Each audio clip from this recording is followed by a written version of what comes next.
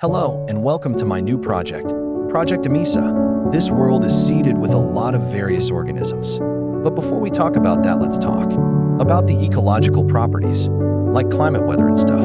The world is mostly covered in desert, with a few patches of temperate forest and a few jungle biomes. There is also 3 southern islands called Sugo, Oats, and Wothiers.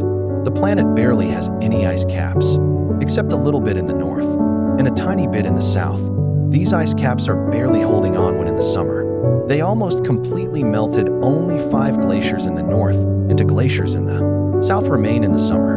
But in the winter it's still pretty warm, like Earthfall, but it's still cold enough so in the north and south the ice caps grow pretty bigger, but not as big as the ones on Earth.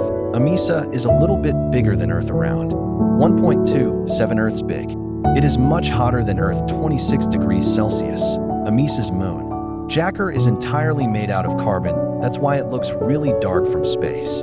This planet is also covered in craters like the moon. It is also twice as big as the moon, so that means the tides on Amisa are going to be way higher than Earth.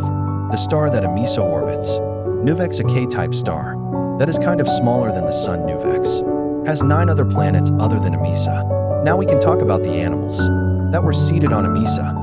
The animals that were seeded on this planet were isopods, springtails, crickets, dubia roaches, neon tetras, leopard sharks,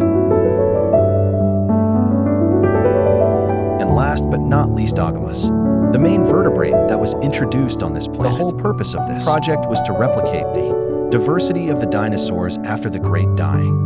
In the next episode, we will talk about the diversification of these organisms.